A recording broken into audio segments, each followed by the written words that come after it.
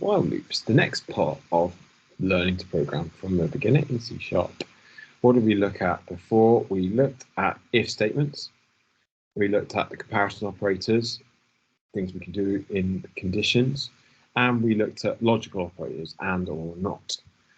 Now, while loops are exactly the same. So here's an article that I've created for it on our Medium website, and I put some links to W3C schools and to Replit, and also put some exercises that I'll go through at the end.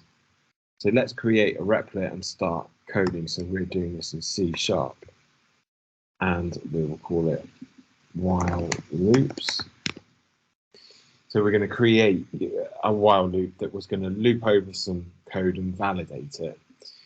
And the brilliant thing about while loops is that it, unlike with a if statement, it doesn't just do the thing in the brackets once, it does it several times. So like, for example, if I wanted to do while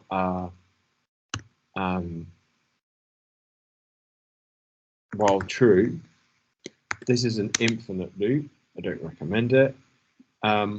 Could really slow down your computer and crash things. But basically, I've written the keyword while, and then I've written the condition, just like with an if statement, and then I've written these brackets, and everything that I want to happen in this while loop will keep happening until while true is false, which it's never going to be. And if I ran that, what you'll see here in the console is hello world being printed. All that loop, it's just going to keep printing and printing and printing it until I basically just have to quit the program. But that's not a very useful while loop, but it does show you what it does. It just repeats that code that's in it. What we can do is build a little password validation program. So I'm going to define a password that is a string, and I'm going to initialize it to nothing. And then I'm going to check whether this password while the password is not equal to the password that we're looking for, and the password is 1234, not a very good password, but a password done the same. And then in this while loop, we're going to keep saying enter password. And then we're going to update this. We're going to reassign this password value here, password. We're going to reassign it, and we're going to say console.readline. And we're going to get the input from them. And then this is going to loop around again and check to see if that is equal to 123. Now, if I run this, you'll see this happening. We're not going to get an infinite looping because what the console does is it waits on this line until it gets input. So it's waiting for the input. Now, if I put 2 or 12, it's not correct. It's not equal to that. So because the password is not equal to that, it will keep repeating that piece of code in.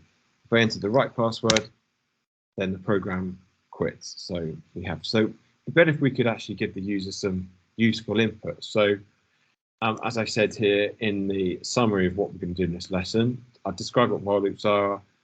We're checking conditions and input, but now we can also combine everything together. So you can actually put if statements inside of a while loop. So I'm going to combine in that while loop, I'm going to combine to check if this password is correct. And then I'm going to give some output to the user. So, okay, we are definitely checking it here.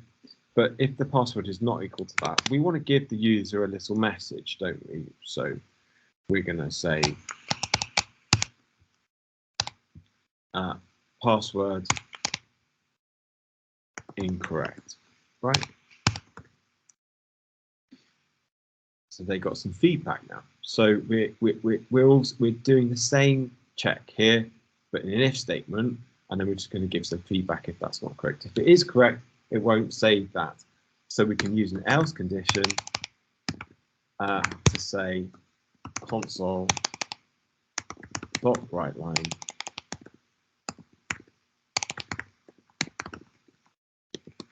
password is correct. Now our program is going to give a little bit more feedback to the user, be a little bit more user-friendly and a bit more useful. So here we go. We're going to enter the incorrect password 12 once. It says password incorrect. Enter password 1235. It's still incorrect, but if I enter 1234, it's going to say password is correct. Then the while loop quits because that is not true anymore, and the program finishes. Okay, so that was that is an introduction to while loops. Now it's over to you to practice. Hopefully you copy down this example while I've been doing it. But if you go to our article, which I will put in the link below the video, you can see that there's several exercises. So the first one is, can you fix the code so that it gives the user feedback when they enter the wrong number? So what you'll need to do here is copy this into your Replets like that. Now it's formatted a bit badly on that website, so I'm going to have to just sort that out. And also I had to change these speech marks. And then make sure when you write code inside of some brackets that it's indented one in. So, so what I'm saying to you is, this is the code. Can you fix this so that it gives feedback when the user enters the wrong number? So it's a bit similar to what we've already done. Second exercise is, can you write a program that will count up? So we can also use for loops to count. And I'll just show you an example of this. So write a program that's going to count up. So it's going to go from 0 to 1. And can you write one that will count down? Can you then write one that you enter a number in? Even numbers. Write a program that prints all the even numbers from 2 to 10. So you're going to have to it's going to loop over these numbers and it's going to print out the ones that are even and then the ones that are odd. The last exercise that you should do is a bit more of a complicated program. So you need to create a coffee machine, and that coffee machine will ask for inputs, like 1 for coffee, 2 for cappuccino, and then they want to enter how many they want, right? And we've got some prices for these. So if there's 2 coffees and it's £2 each, £6, we will need to output that to the user. However, we need to keep asking for the correct input. So, for example, if we said enter 1 for coffee, 2 for cappuccino, and they enter 3 for latte, and they enter 4, for example, then we can say that is not an option. Please enter one of these numbers. So you can use while loops to validate the input and make sure that you get an option that you need, else the program cannot progress. Now have a look through some of these examples. So just to introduce you to how you can then use while loops to count, so you can understand how to do these things. Let's come back to here.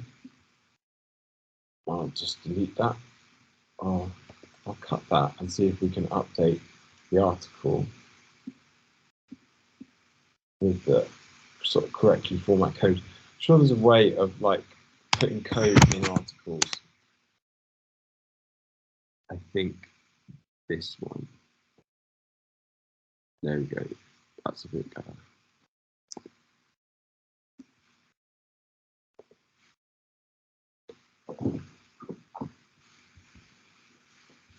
That's easier to copy and paste now.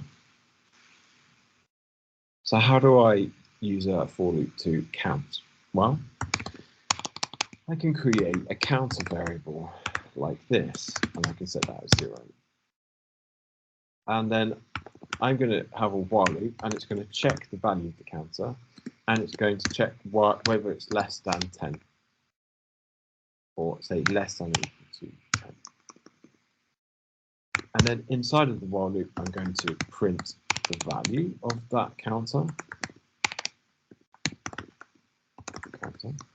And then I'm going to increment it like this. So we've created a counter. We're checking whether the counter is less than 10. On every loop, we're going to print the value of the counter, and we're going to update the counter. So eventually the while loop will quit because the counter will get to 10. So if I run that now, you will see 1, 2, 3, 4, enter the password. We've still got the program before, and then it loops through printing numbers from 0 to 1, 2, 3, 4, 6, 7, 8, 9, 10. So I'll put a link to this replit and a link to this article in the video below. If you have any questions about how to do the code exercises, make a comment and I'll respond. Thank you. And next lesson will be on functions and methods.